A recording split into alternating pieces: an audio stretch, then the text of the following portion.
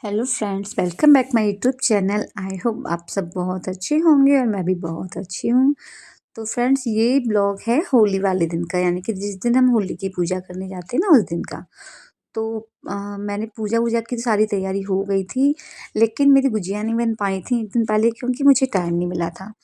तो यहाँ पे सबसे पहले मैंने घर की पूजा वूजा की थी, और उसके बाद में मैंने गुजिया के लिए मैदा लगा कर के रख दी थी।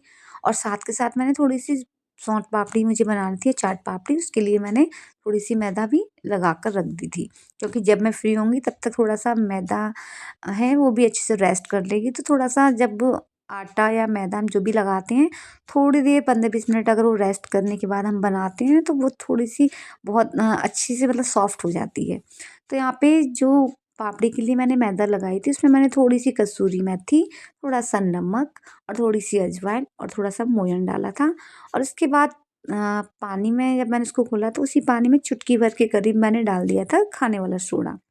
पानी में सोडा मिक्स करके डालते हैं ना, तो जब मैदा वगैरह हम लगाते हैं ना, तो बाद में ना उसमें दाने-दाने या दाग से नहीं पड़ते हैं।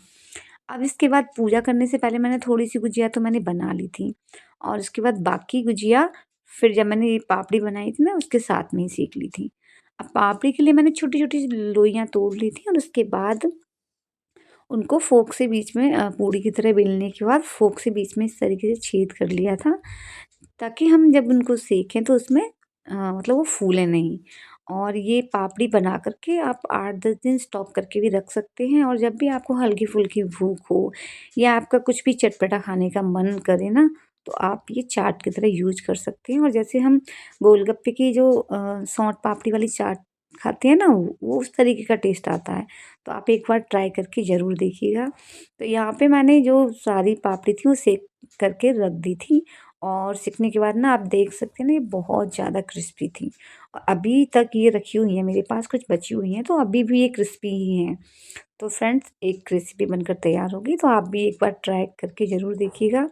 अब इसके बाद यहाँ पर थोड़ा-सा जो गुजिया का जो आटा रह मैदा था ना, वो रह गया था, क्योंकि पूजा करने से पहले मैंने 20-25 के करीब गुजिया बना ली थी। और अगर सारी बनाती ना, तो फिर मुझे पूजा करने भी जाना था, तो उसमें भी देर हो जाती। तो मैंने कहा कि पहले पूजा-वूजा करके आ जाते, उसके बाद फ्री होंगे तो घर पे फिर अपना ही जो भी काम है, फिर ऐसा कोई काम रह भी नहीं जाता, तो पूजा-वूजा का काम ही ज़्यादा था। तो उसके बाद में मैंने फिर ये बची-कुची जो गुजिया रह गई थी ना, वो बनाई थी। और गुजिया इस बार ना मैंने आधा किलो मैदा की ही बनाई थी, क्योंकि गर्मी का टाइम है और ज़्यादा दिन तक फिर ये स्टॉक करके रखी भी नहीं जाती, क्योंकि इसमें खोआ होता है। और सार्थक का ऐसा है कि अगर उसे कोई चीज़ पसंद आती है तो वो खाता है, अदरवाइज़ नहीं पसंद है तो फिर वो छुएगा भी नहीं। तो यहाँ पर सिर्फ़ मैंने आधा किलो की ही बनाई थी, और ऊपर से फिर 2-4 चीज़ें मठरी वग़ैरह भी हो गई थी। फिर इतना ज़्यादा हो जाता है ना, तो फिर खाने का मन भी नहीं करता है। और सच पूछो तो ना, बनाते-बनाते ही ना खाने की भी जो मतलब उस टाइम त्योहार पे ना इतना कुछ हो जाता है, तो खाने की इच्छा भी नहीं करती है, तो उसके बाद में ये चीज़ें खाने का मन करता है। तो यहाँ पे गुजिया बन के हो गई थी रेडी। और बाकी फिर मैंने एक बार में जितनी गुजिया आई कढ़ाई में, मैंने उनको सेंक लिया था। और गुजिया को ना सिकने में ज़्यादा टाइम नहीं लगता है, और मैंने कढ़ाई में ना ऑयल जो है थोड़ा ही डाला था। तो क्योंकि बाद में फिर वेस्ट बचता है ना, तो जितना ज़रूरी हो उतना ही मैंने डाल दिया। तो ये कढ़ाई वैसे भी थोड़ी बड़ी है, तो इसमें आप कितना भी ऑयल डालो ऐसा लगता है जैसे कम ही है। तो यहाँ पे पलटते-पलटते मैंने गुजियाओं को अच्छे से सेंक लिया था, और उसके बाद जब सारी गुजिया सिक गईं, तो उनको फिर मैंने जब ठंडा हो गया था, तो उनके बाद उसके बाद एक डब्बे में भर के रख दिया था। तो ये गुजिया हमारी सिक कर के हो गई थी रेडी। तो मेरे ये दोनों काम जो हैं हो गए थे। और इसके बाद रात के टाइम मतलब शाम को फिर होलिका दहन था, तो हमारे यहाँ पे तो 9 बजे करीब ही आग लग गई थी। तो यहाँ पे हम होलिका दहन हो गया है। अब इसके बाद नेक्स्ट डे था सूर्य ग्रहण, तो उस दिन तो पूजा-वूजा का कोई काम था नहीं। शाम के टाइम ही फिर मैंने पूजा-वूजा की थी। अब उसके बाद ये इसके अगले दिन का ब्लॉग है। तो यहाँ पे उस दिन मैंने बनाई थी, जिस दिन होली खेलने आते हैं ना, उस दिन का वीडियो है। तो उस दिन मैंने खाने में बनाए थे छोले-भटूरे। तो सुबह तो हमने छोले-भटूरे वगैरह खा लिए थे। अब शाम के टाइम क्योंकि सुबह थोड़ा ऑयली हो गया था, तो सोचा था कि कुछ हल्का-फुल्का सा खाएँ। तो शाम के टाइम जो दही बड़े थे, मैंने वो भिगो के रख दिए थे गर्म पानी में, और उसी में से जो कांजी बड़े का पानी था ना, वो भी रेडी हो गया था।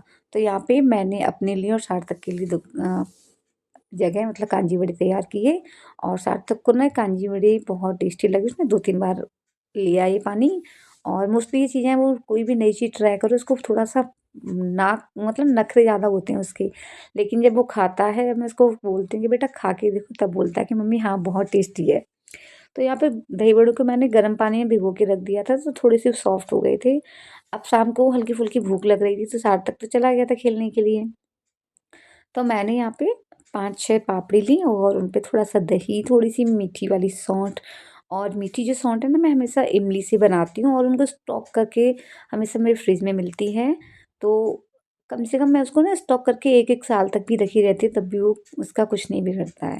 क्योंकि मैं इसको ना पका के अच्छी तरह से बनाती हूँ तो ये काफ़ी 1 साल तक चल जाती है।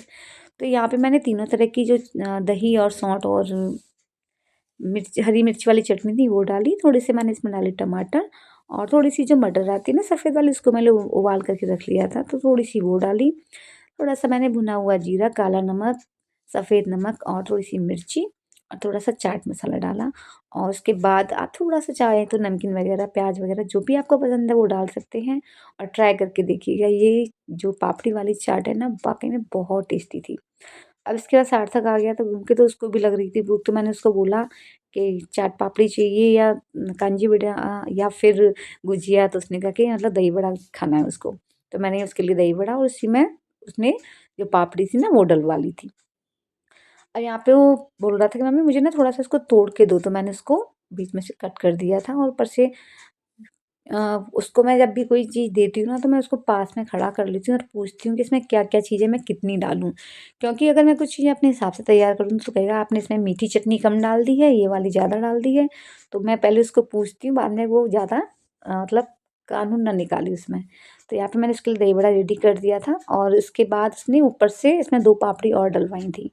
तो फ्रेंड्स, आपको इसमें से कौन-सी रेसिपी पसंद आई? बताइएगा, मिलते हैं नेक्स्ट ब्लॉग में।